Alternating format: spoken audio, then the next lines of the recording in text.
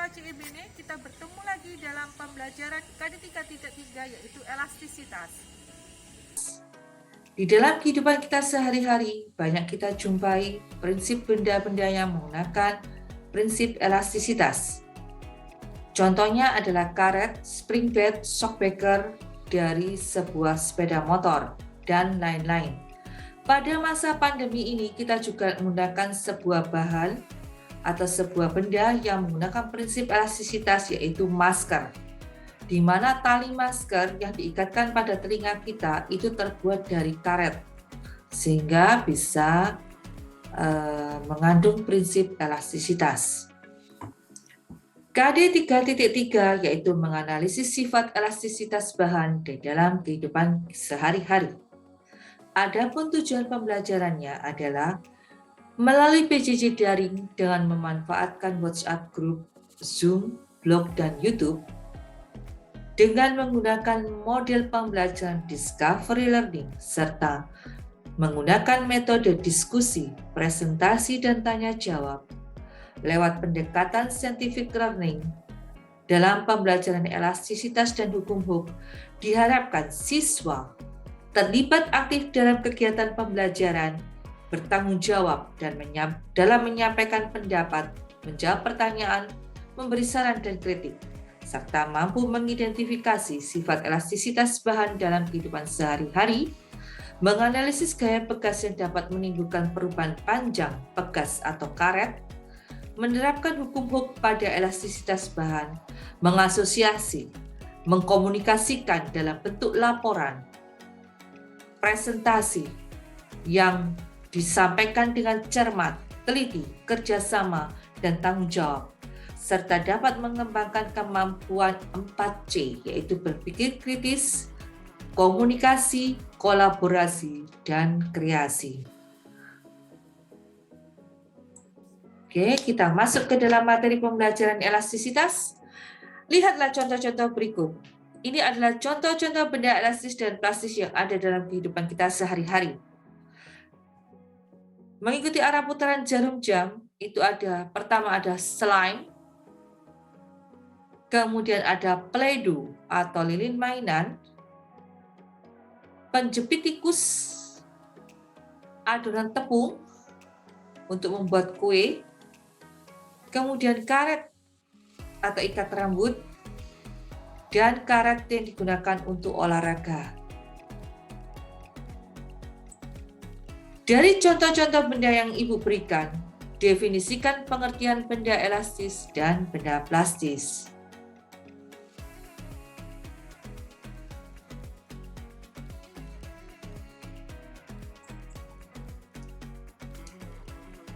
Dari benda-benda ini, yang termasuk benda elastis adalah slime, karet, karet ikat rambut, kemudian karet untuk olahraga, dan penjepit tikus. Yang termasuk benda plastis adalah play-doh dan adonan kue. Nah, dari situ kalian bisa mengambil kesimpulan apa itu benda elastis dan apa itu benda plastis. Benda elastis adalah benda yang jika dikenai gaya, kemudian gaya tersebut dihilangkan, maka benda tersebut tetap akan kembali ke bentuk semula.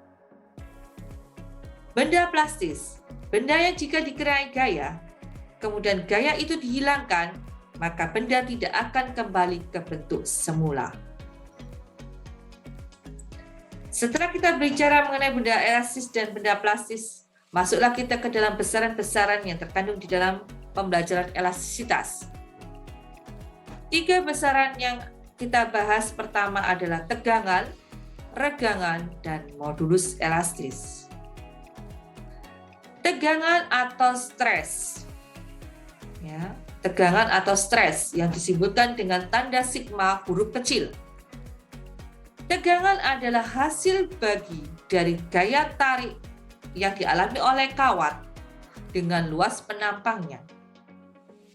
Regangan adalah hasil bagi pertambahan panjang dibagi panjang mula-mula. Modulus elastis adalah perbandingan antara tegangan dan regangan.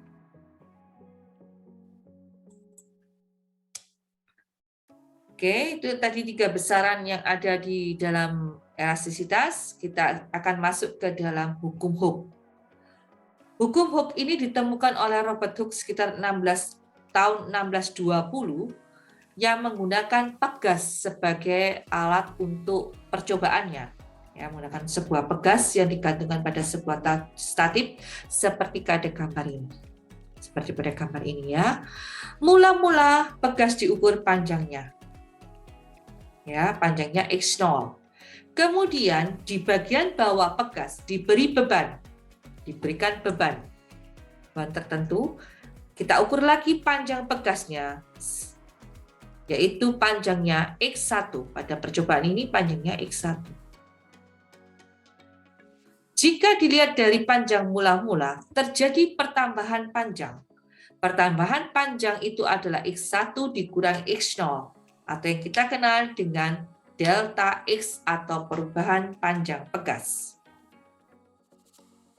Hooke mengatakan bahwa besarnya gaya sebanding dengan pertambahan panjang pegas. Dari hubungan tersebut dapat dituliskan persamaan matematikanya, yaitu F sebanding dengan delta X, atau F sama dengan konstanta, sebuah konstanta dikali delta X. Konstanta yang dimaksud di sini adalah konstanta pegas atau kekakuan dari sebuah pegas. Itu menunjukkan konstantanya. Dari percobaan tersebut, kita bisa mendapatkan hasil dari grafik pertambahan panjang dengan grafik gaya yang diberikan. Ya, ternyata antara gaya dengan pertambahan panjang menghasilkan suatu garis lurus yang membentuk sudut sebesar theta. Kemiringan dari garis linear ini disebut dengan K.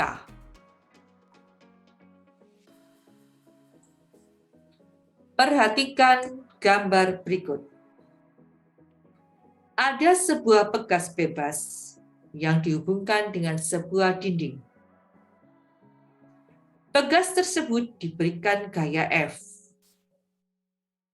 Pegas tersebut diberikan gaya F sebagai gaya aksi. Dari pegas timbul sebuah gaya reaksi, yaitu F sama dengan negatif K delta X.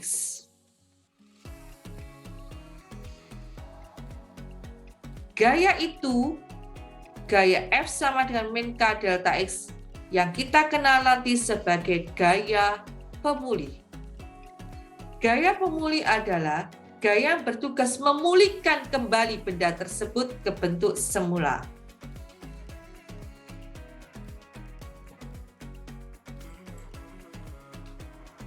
Perhatikan, sebelum melakukan gaya pada sebuah benda elastis, kita harus melihat grafik batas elastisitas benda seperti pada gambar di samping. Titik A disebut sebagai batas hukum Hooke, di mana gaya berbanding lurus dengan delta X. Titik B disebut batas elastis. Titik C disebut titik tekuk. Titik D yang kita kenal dengan breaking point atau titik patah. Ya, titik patah. Daerah O sampai B itu dinamakan daerah deformasi elastis. B sampai ke D adalah deformasi plastis. Catatan, hati-hati jika benda diberikan gaya, jika benda itu elastis, diberikan gaya yang melebihi batas elastisitas benda, maka bentuk benda tersebut tidak akan kembali ke bentuk semula. Jadi walaupun benda elastis bisa berubah menjadi benda plastis. Tapi benda plastis tidak akan bisa berubah menjadi benda elastis. Perhatikan ya, bahwa benda elastis bisa berubah menjadi benda plastis saat benda elastis tersebut diberikan gaya yang melebihi batas elastisitasnya. maka benda tersebut akan berubah menjadi benda plastis, tidak akan kembali ke bentuk semula. Dari tadi kita sudah membicarakan mengenai konstanta pegas dan modulus elastis. Kita akan mencari hubungan antara modulus elastis dan konstanta pegas. Konstanta pegas sama dengan modulus elastis dikalikan luas penampang dibagi dengan panjang. Panjang mula-mula ya, dibagi dengan panjang mula-mula.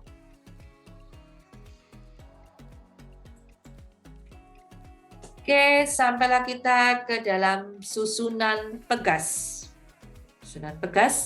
Susunan pegas ada 3 sebetulnya, ya. Susunan pegas seri, susunan pegas paralel, dan susunan pegas campuran. Susunan pegas campuran itu adalah susunan seri yang dicampur dengan susunan paralel. Kita lihat keistimewaan dari susunan seri. Perhatikan gambar ini. Ya. Ada sebuah pegas dengan konstanta K1. Di bagian bawah pegas K1 digantungkan pegas K2. Di bagian bawah pegas K2 kita berikan beban sebesar W. Lain dengan susunan paralel. Kalau di susunan paralel, 2 pegas disejajarkan seperti ini, ya. Kemudian di ujung pegasnya masing-masing digantungkan sebuah beban W. Di ujungnya ini kita gabungkan dengan beban W, di mana gaya beratnya terbagi menjadi W sama dengan F1 ditambah F2 pada hubungan paralel. Sedangkan penambahan panjangnya, karena benda ini diikatkan pada kedua ujung pegas, maka pertambahan panjang pegas 1 harus sama dengan pertambahan panjang pegas 2 atau sama dengan pertambahan panjang total. Konstanta penggantinya tidak lagi menggunakan K1, tidak menggunakan K2, tapi menggunakan KP, K paralel, yaitu K1 ditambah K2.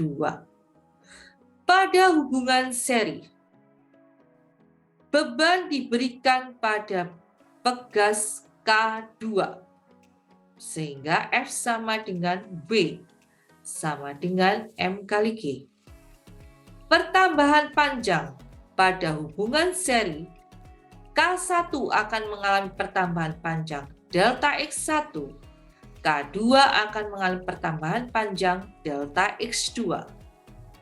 Maka pertambahan panjang pegas pada susunan seri adalah delta X1 ditambah delta X2.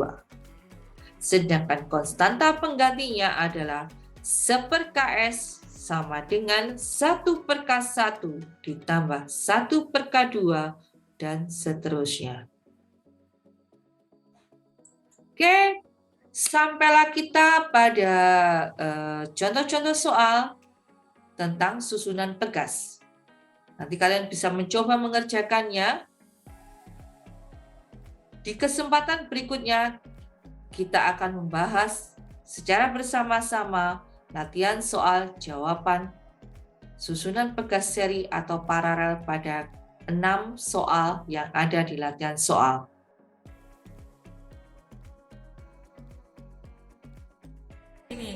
Pada kesempatan ini, Ibu ingin memperagakan tentang percobaan elastisitas. Alat dan bahan yang kita perlukan, nomor 1 adalah statif. Ya, statif dengan penjepitnya seperti ini. Kemudian pegas. Kita butuh beberapa pegas dan beban gantung. Sekaligus juga penggaris. Kita mulai percobaan pertama. Percobaan untuk menentukan konstanta pegas.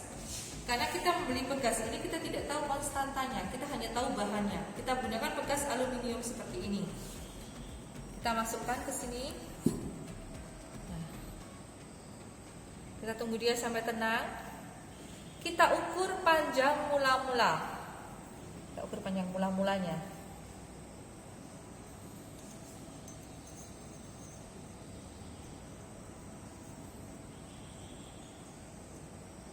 Di sini diketahui panjang mula-mulanya 15 cm. 15 cm panjangnya. Kemudian setelah tahu panjang mula-mulanya, kita ambil sebuah beban. Ibu pergunakan beban 56 kg.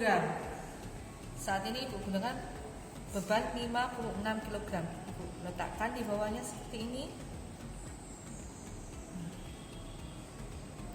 Usahakan tidak ada gangguan angin ya, tidak ada gangguan angin, sehingga pegas ini dalam keadaan diam. Untuk menentukannya, kita perlu lagi pertambahan panjangnya. Tadi ukur dulu panjang pegasnya sekarang bertambah menjadi berapa.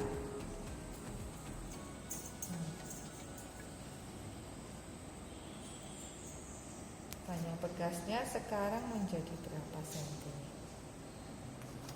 Oke. Ban. Tertera di sini panjangnya berubah menjadi 25 cm. 25 cm. Ya. Tadi panjang mula-mulanya adalah 15 cm. Panjang setelah diberi beban 56 gram adalah 25 cm. Tadi Ibu sudah menjelaskan cara menentukan konstanta satu pegas. Sekarang kita akan melihat susunan pegas, di mana yang Ibu peragakan pertama adalah susunan pegas seri. Ini adalah susunan seri, di mana bebannya Ibu pasang adalah tadi 20 gram. Pasang 20 gram pada pegas kedua. Ini adalah pegas susunan paralel. Perhatikan modelnya ya. Pegas susunan paralel.